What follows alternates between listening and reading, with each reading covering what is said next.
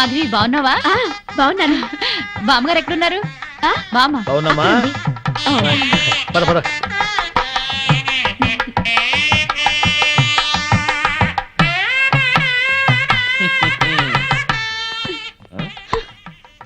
పెళ్లికొచ్చిన అతిథులను గౌరవించటం సంప్రదాయం. అతిథి దేవో భవ. పిలవని పేరంటానికి వచ్చిన వాళ్ళు అతిథులు కారు. Hello, mister and Mrs Srinivas అని పిలిచి మరీ కార్డు ఇచ్చారు. యాక్చువల్ గా మా ఆవిడ ఇంట్లో లేదండి, లేకపోతే ఇద్దరం చట్టా పట్టాలు వేసుకుని వచ్చేవాళ్ళం. వెల్కమ్, వెళ్ళండి. ముఖం ఏంటండి అలా పెట్టుకున్నారు? వెల్కమ్, వెళ్ళండి, వెల్కమ్, పొండి. అది మర్యాద. వెల్కమ్, రండి అని పిలవాలి. అయినా చిరునవ్వుతో పిలిచేవాళ్లే రిసెప్షన్ లో ఉండాలి కదండి?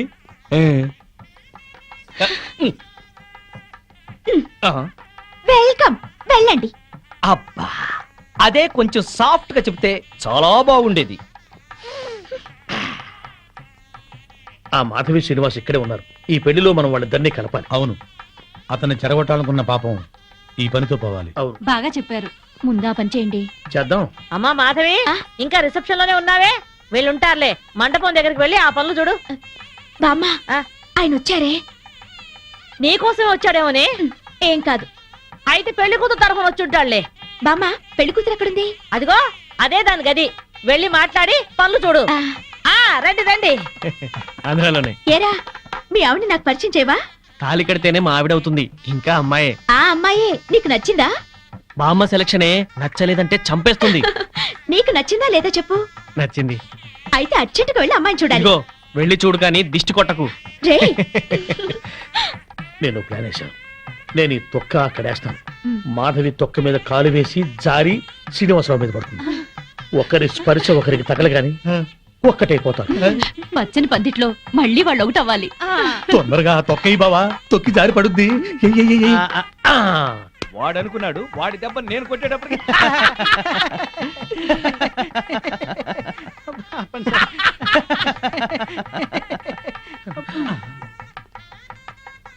అమ్మో,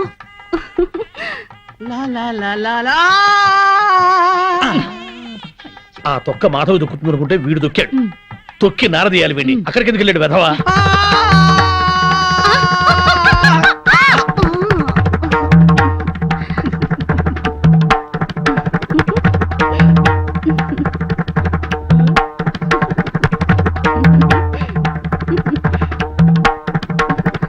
నేను జర్రున జారి మీ ఒళ్ళో పడగానే నా బుర్ర గిర్రున తిరిగి బుర్రు పిట్లా ఎగిరిపోయింది. మీరు నా ఒళ్ళో పడ్డ అరక్షణంలోనే నేను ప్రేమలో పడిపోయాను. నాకు సిగ్గెక్కువ, లేపుకెళ్ళిపోమని అడగలేకపోతున్నాను. నాకు మొహమాటం ఎక్కువ, లేచిపోదాను రా అని చెప్పలేకపోతున్నాను. నువ్వు నా ప్రేమ సునామీ. నువ్వు నా లవ్ ఎర్త్క్వేక్. అమ్మా, పెళ్లి కుమార్తెను తీసుకురండి. ఆ డ్రింకే గానీ కూల్ డ్రింక్ తాగి చాలా ఎదురువయ్యా, పెళ్లి కూతురు ఆ ఎర్ర పిల్లలా లేదు? నాకు అదే అనుమానంగా ఉంది. అనుమానం లేదు, ఆ అమ్మాయే. మాధవి చూస్తే బ్యాండ్ మేడమే.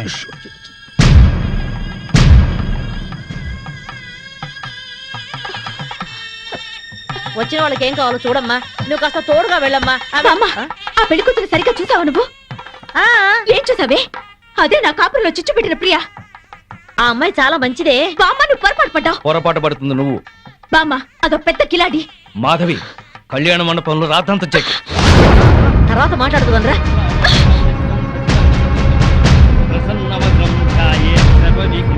ఆనంద్, లేరా? ఇలాంటి మంచి వాడిని పెళ్లి చేసుకునే అర్హత నీకు లేదు. అక్క, ఏంటిది? రేయ్, దీన్ని నువ్వు పెళ్లి చేసుకోవద్దు. మాధవి, నీ మూర్ఖత్వంతో పేట్ల మీద పెళ్లి జరగొట్టు. దీన్ని పెళ్లి చేసుకుంటే వీడి జీవితం నాశనం అవుతుంది. నోరు ముయ్. లేనిపోని అపోహలో పోయి నీకు నువ్వుగా నాకు దూరం అయ్యావు. ఇప్పుడు ఈ పెళ్లి కూడా అలాగే జరగొడతావా? రేయ్, ఇది నా కాపురంలో చిచ్చు పెట్టిందిరా. దీని మూలంగానే ఈ నాకు దూరం అయ్యారు. రా మాధవి, అది ఇంకెవరినో చేసుకుంటే నాకెందుకు లేని ఊరుకునేదాన్ని. నిన్ను చేసుకుంటుంది కనుక నేను చెప్పాల్సి వచ్చింది. ఆ అమ్మాయి మంచిది కాదురా. నువ్వు ఆగరా. అది అలా చెప్పగానే పెళ్లి కూతురు పక్క నుంచి లేచి వెళ్ళిపోవడమేనా? దానికేం తెలీదు. నువ్వురా. దాని గురించి నీకేం తెలుసు బామ్మ?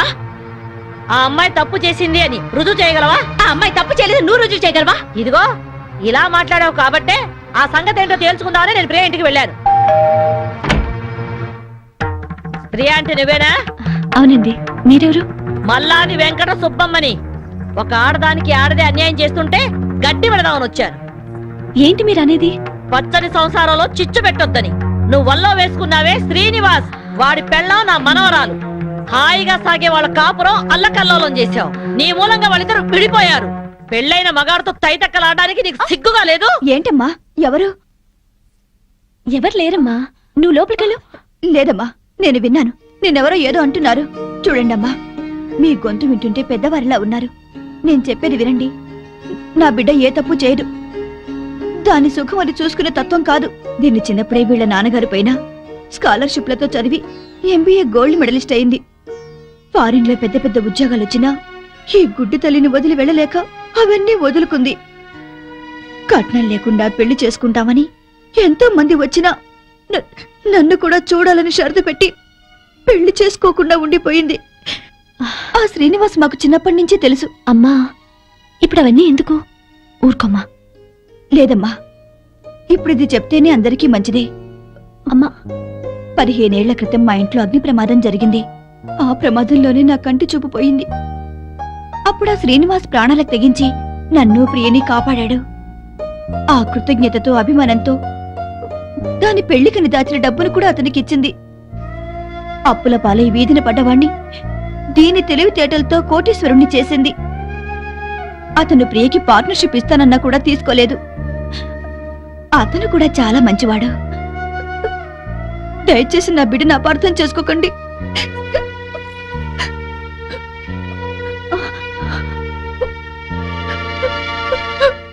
ఇంత సలక్షణమైన పిల్ల నా మనవడికి దొరకాలని అందరి దేవుళ్లకు మొక్కుకున్నాను. ప్రియ నచ్చింది కాబట్టే వాణ్ణి ఇక్కడికి పిలిపించి ఈ పెళ్లి కుదిర్చాను. అంతేకాదు, మన ఇద్దరం ఎప్పుడూ కలిసి ఉండాలనే కోరుకుంది. నువ్వు ఓ కంపెనీలో పనిచేస్తున్నావని తెలిసి ఆ కంపెనీ నీ పేరునే కొనిపించింది. మీ అమ్మా నాన్న మనసు మార్చి వాళ్ళు ఇక్కడికి వచ్చేలాగా చేసింది.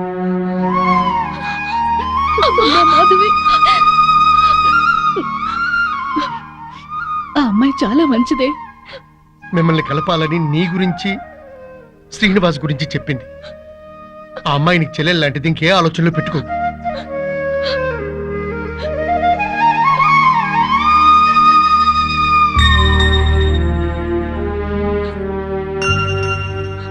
సారీ ప్రియా, నిన్ను అపార్థం చేసుకున్నాను. నన్ను క్షమించు. అక్కని చెల్లెలు క్షమించటం ఏంటి? అందరూ కలిసి ఉండాలనుకున్నాను, కలుసుకున్నా.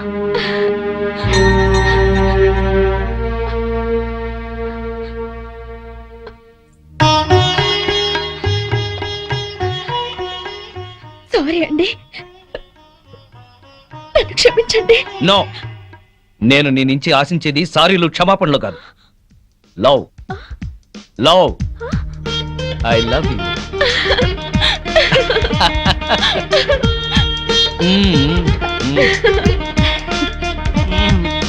బామ్మగారు, వివాహ ముహూర్తం వెళ్ళిపోయి శోభన ముహూర్తం వచ్చేస్తోంది. పెళ్లి కొడుకుని తీసుకురండి.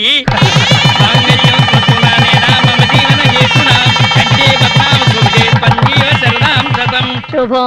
రే, నువ్వు పెళ్ళాన్ని చూసుకోవడంలో మా శ్రీనివాసులా పేరు తెచ్చుకోవాలి. అంటే పెళ్ళాం పిచ్చోడు అనిపించుకోవాలి.